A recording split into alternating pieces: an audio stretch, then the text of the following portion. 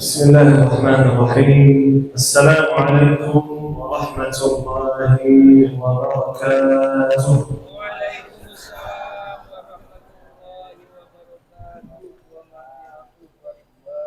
تبارك الذي جعل في السماء بروجا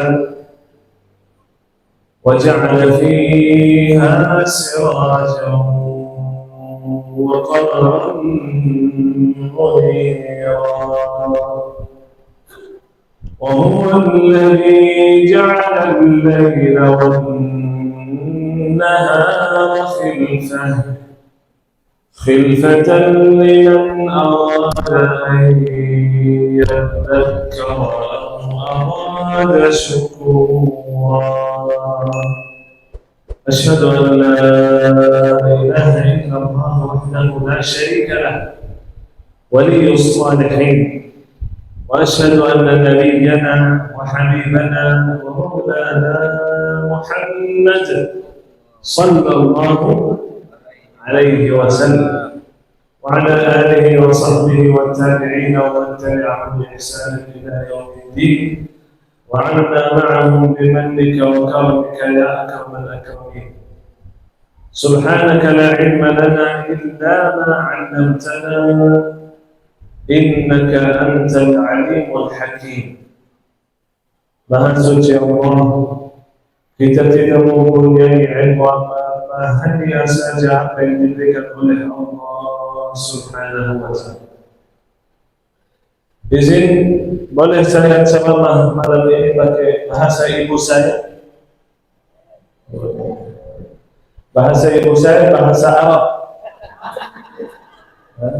Bahasa Arab enggak ya? Ataukah saya pakai bahasa kakek saya?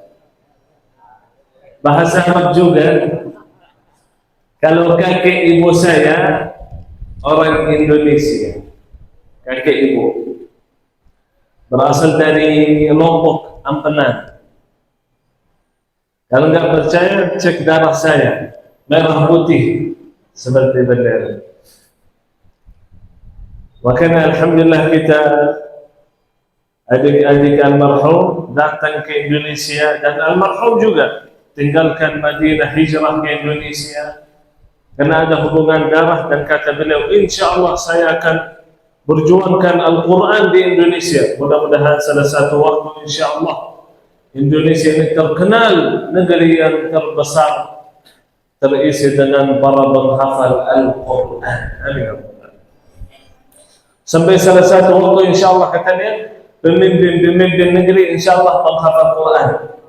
Pak Presiden, Bupati, Gubernur, semuanya insyaallah penghafal Al-Quran. Amin ya Rabbal. Kira-kira bisa enggak? Bisa atas izin Allah Subhanahu. Allah Subhanahu wa Ta'ala berfirman, "Walladzina jahadu fina lanahdiyannahum subulana." Orang yang berjihad di jalan Allah pasti akan diberi petunjuk oleh Allah, diberikan kemudahan oleh Allah Subhanahu wa Ta'ala. Ada satu cerita, salah satu teman tinggal di Sumatera. Tahu Sumatera? Tahu kan? Dan beliau tinggal di Pulau Nias. Salah satu pulau namanya Pulau Nias. Pulau di tengah laut. Bahkan orang Muslim di sana 5% saja. Kristen 95%. Satu rumah yang tinggal di jauh-jauh sana di tengah laut, yang orangnya enggak ada ustaz-ustaz, ulama-ulama, enggak ada pesantren, enggak ada apa-apa. Rumah yang sangat sederhana. Masya Allah. Beliau Abdul Rahim dengan istrinya Allah karuniai mereka mendapatkan 10 anak. Anak ini 10. Kalau bapak ibu berapa? 10 anak ini, 9 dari 10 hafal Quran 30 juz. Berapa juz? 1? 3 juz? 30 juz. Tinggal di mana? Di pulau. Jauh-jauh dari pesantren, jauh dari ulama, jauh dari ustaz. Subhanallah, atas izin Allah 9 anak menghafal Quran 30 juz. Berarti bisa atau tidak bisa? Bisa kita hafal Quran enggak? Hah? Bisa enggak? Atau sudah tua? Kemarin saya ketemu di salah satu pesantren, kata gurunya, Syekh, kita di sini punya guru lebih tua, punya murid lebih tua daripada guru. Muridnya lebih tua dari guru. Berapa umurnya? Umurnya 60-an. Masya Allah, 60-an. Iya Syekh. Dia baru niat mau hafal Quran. Masuk pesantren umurnya 60-an. Dalam waktu 2 tahun saja hafal Quran 30 juz. Umurnya berapa? 60-an. 2 tahun hafal Quran 30 juz. Anak kecil umur 5 tahun, 5 tahun hafal Quran 30 juz. Sering saya ketemu di Indonesia. Buta tidak bisa melihat, hafal Quran 30 juz. Sakit, orang sakit, badannya tidak bisa gerak, bahkan otaknya tidak normal, hafal Quran 30 juz. Saya sudah ketemu di Indonesia. Bisa atas izin, ada perjuangan, ada berusaha, diberikan kemudahan, diberikan petunjuk oleh Allah Subhanahu. Al-Quran itu mudah, Bapak Ibu sekalian. Al-Quran itu mudah. Allah berfirman, وَلَقَدْ يَسَّرْنَا الْقُرْآنَ لِلذِّكْرِ فَهَلْ مِن مُدَّكِرٍ. Kami telah memudahkan Al-Quran untuk dipelajari. Pertanyaannya, ada orang yang jujur mau belajar, ada orang jujur mau hafal. Itulah diberikan kemudahan oleh Allah Subhanahu. Pertanyaannya, Bapak Ibu sekalian, kenapa kita hafal Quran? Apakah perlu kita cinta Quran, dekat dengan Quran, hafal Quran? Harus? Kenapa tidak usah? Ketahuilah, semakin kita dekat dengan Al-Quran, semakin hidup kita bahagia, berkah dan lancar. Itu firman Allah Subhanahu wa ta'ala. فَمَنِ اتَّبَعَ هُدَايَ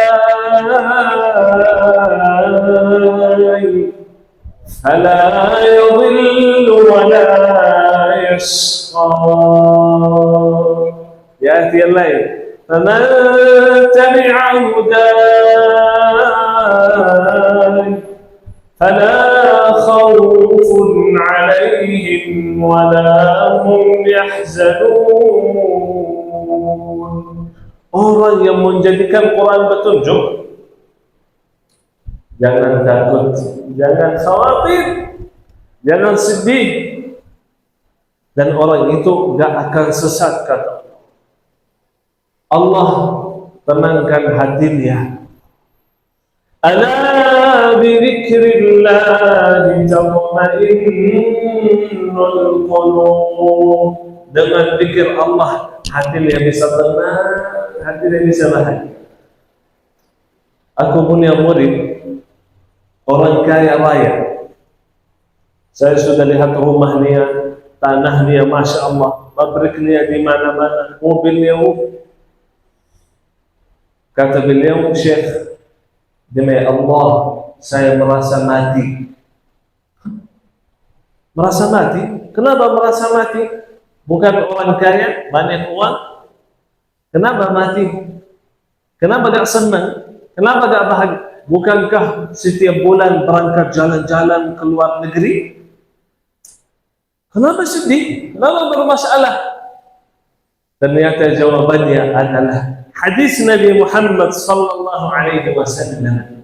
Rasulullah sallallahu alaihi wasallam bersabda, "Mathalul ladzi yadhkuru rabbah wal ladzi la yadhkuru rabbah, mathalul hayy wal mayt." Orang yang berzikir kepada Allah Subhanahu wa taala itu adalah orang yang hidup, dan orang yang tidak berzikir kepada Allah Subhanahu wa taala itu adalah orang yang mati. Salahkan dunia dan seisinya. Dunia dan seisinya milik orang tersebut. Tapi gak ada zikir Allah di hatinya, gak akan bahagia. Gak akan bahagia. Itu firman Allah Subhanahu wa taala. Wa man a'rada 'an dzikri, orang yang berpaling dari zikirku, jauh dari zikir Allah, apa yang terjadi Allah? Fa inna lahu ma'isyatan dhanka, aku akan sempitkan hidupnya. Hatinya disempitkan oleh Allah. Punya harta, punya anak, punya rumah, hatinya enggak bahagia, hatinya enggak nyaman. Salah satu orang kaya, dia curhat, "Syekh, demi Allah, 12 tahun tak bisa tidur malam. 12 tahun tak bisa tidur malam. Pusing dengan hartanya, kepikiran terus harta. Kita tidur norok sampai tetangga dengar norok kita. Saking tenang hatinya, tidur enak, nikmat. Mereka gak bisa tidur. Sering saya ketemu orang kaya, gak bisa makan ini, gak bisa makan itu, gak boleh makan ini, gak boleh makan itu, kata dokter. Mana lebih kaya, kita atau mereka? Kita lebih tenang, nikmat, bahagia. Karena kita dekat dengan Allah. Orang yang kaya jauh dari Allah gak tentu, belum tentu bahagia nikmat. Tapi kaya dekat dengan Allah, itu yang paling bahagia. Makanya Rasulullah sallallahu alaihi wasallam ajarkan kita, bacalah Al-Quran, bacalah Al-Quran. Hidup kita berkah, hidup kita lancar, hidup kita bahagia, dan nanti di hari kiamat mendapatkan syafaatul Quran. Karena Quran di hari kiamat akan memberikan syafaat. Dan Quran pun datang di hari kiamat minta dari Allah untuk memasukkan orang itu di neraka. Kenapa? Ya Allah, orang itu tidak pernah baca saya, tidak senang dengan saya. Orang baca Quran dia tidak mau, tapi orang setel musik senang. Ya Allah, jangan berikan syafaat bagi dia. Ya Allah, jangan masukkan dalam surga. Na'udzubillahi. Salah satu orang yang buta tidak bisa melihat, muridnya almarhum Syekh Ali Jabir. Saat almarhum bertemu dengan beliau, kata almarhum, "Kenapa engkau mau hafal Quran?" Dia proses hafal Quran sampai hafal 30 juz. Kenapa mau hafal 30 juz? Padahal punya uzur, alasan. Aku buta ya Allah, makanya enggak bisa hafal. Dimaafkan oleh Allah SWT. Kenapa mau hafal Quran? Kata beliau, aku gak ingin menjadi orang yang buta 2 kali. Gimana? Di dunia sudah buta, nanti di akhirat buta lagi. A'udzubillah, gak mau. Kenapa? Allah berfirman dalam Al-Quran, wa nahsyuruhu yawmal qiyamati a'ma. Orang yang jauh dari zikir Allah, di dunia disempitkan hidupnya, di akhirat dibangkitkan dalam keadaan buta. Dia bertanya, kenapa saya buta padahal di dunia bisa melihat? Kata Allah, di dunia jauh dari Quran, dilupakan oleh Allah. Na'udzubillahi.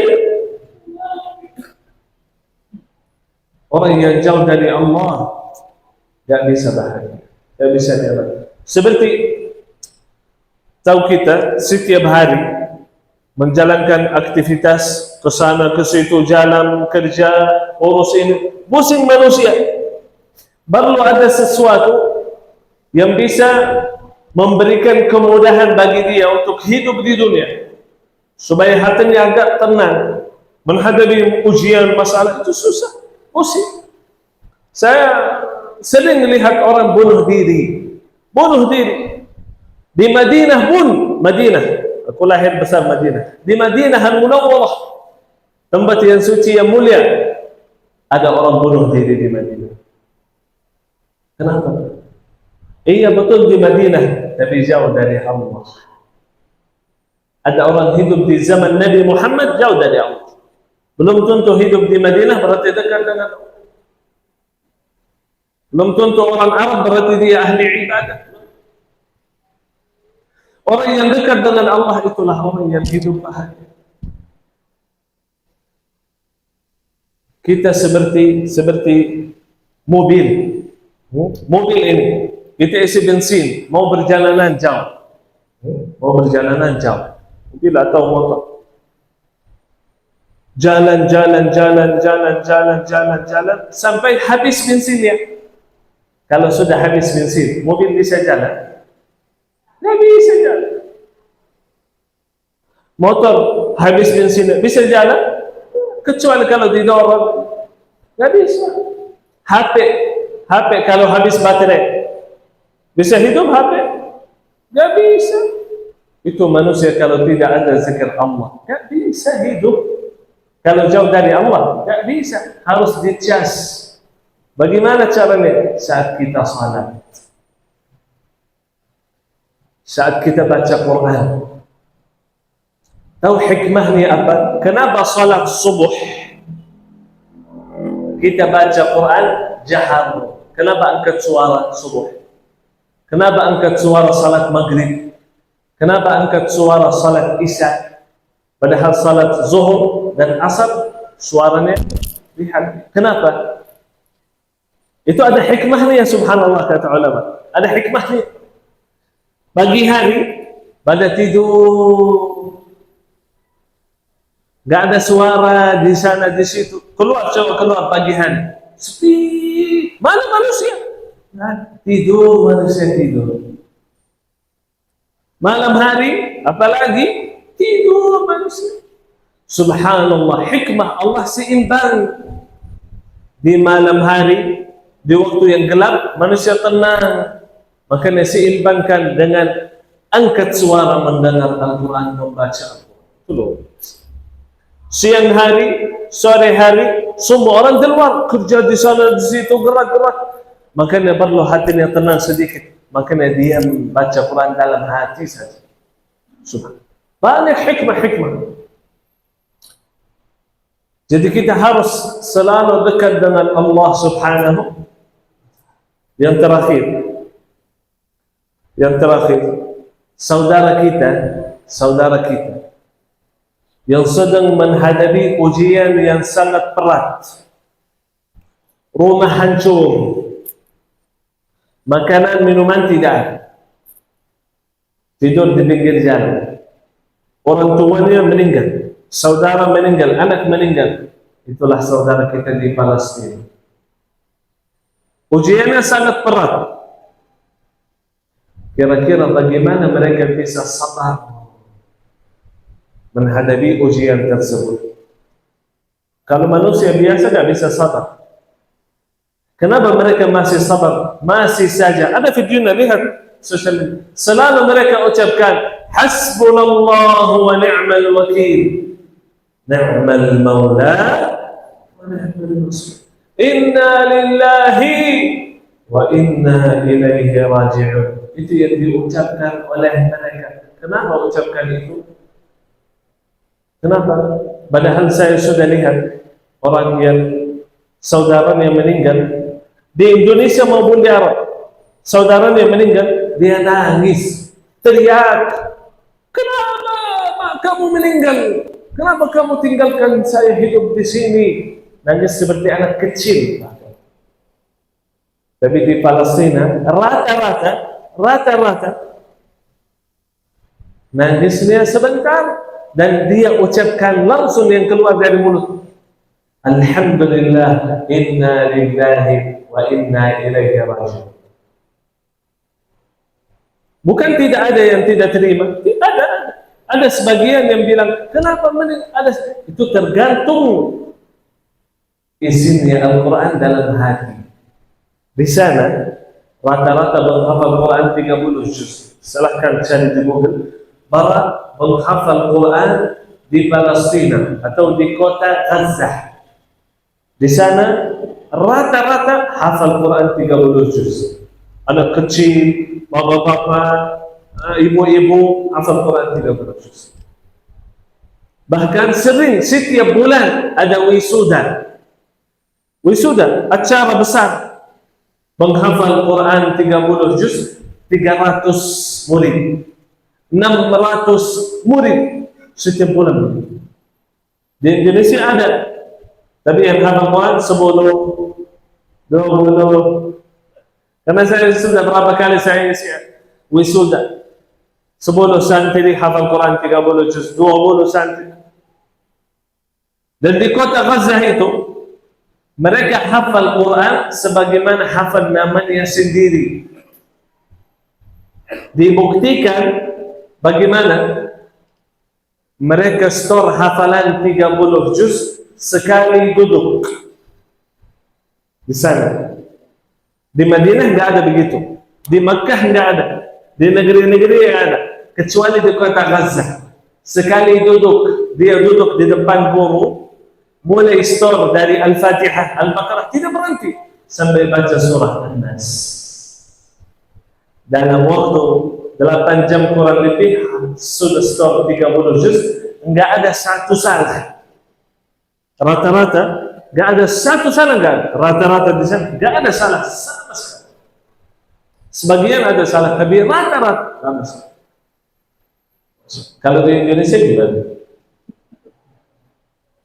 Saya pernah guru ngaji Quran, masya Allah. Datang orang ibu-ibu apalagi, datang mau store hafalan setengah halaman 10 salah. Kenapa ini? Dia nangis langsung. Maaf Syekh, saya kemarin berusaha hafal gak bisa-bisa. Setengah halaman. Bukan 30 juz. Saudara kita di Palestina 30 juz. Makanya mereka masya Allah hatinya kuat menerima. Bahkan salah satu ibu, demi Allah ibu itu luar biasa. Kata ibu, alhamdulillah Allah pilih orang tua saya meninggal syahid. Alhamdulillah Allah pilih anak saya meninggal syahid. Alhamdulillah Allah pilih saudara saya meninggal syahid. Aku orang yang sangat dimuliakan oleh Allah. Sini dia, teriak alhamdulillah. Orang tua meninggal, anak meninggal, saudara meninggal, dia ucapkan alhamdulillah, aku orang yang mulia, mendapatkan kemuliaan. Saudara saya, orang tua saya, anak saya meninggal syahid. Alhamdulillah.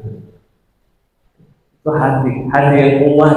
Bagaimana hati kita bisa kuat? Isikan dengan Al-Quran. Mudah-mudahan Allah Subhanahu wa Ta'ala menjadikan kita ahli Quran, para penghafal Al-Quran, dan semoga Allah selamatkan saudara kita di Palestina dengan berkah Al-Quran. Amin ya Rabbal. Itu tanda-tanda hari kiamat. Ada hikmahnya dari Allah Subhanahu wa Ta'ala. Mudah-mudahan insyaallah dalam waktu yang dekat Palestina merdeka atas izin Allah Subhanahu wa Ta'ala, dan negeri kita Indonesia semoga insyaallah negeri yang makmur, yang berkah, baldatul thayyibatun wa rabbul ghafur. Amin ya rabbal alamin. Itu saja yang saya bisa sampaikan. Yang benar datangnya dari Allah Subhanahu wa Ta'ala. Yang salah dari diri saya sendiri dan dari siapa? Allah taufiq wa hidayah. Subhanallah wa bihamdihi, asyhadu an la ilaha illa anta, astaghfiruka wa atubu ilaik. Assalamualaikum warahmatullahi wabarakatuh.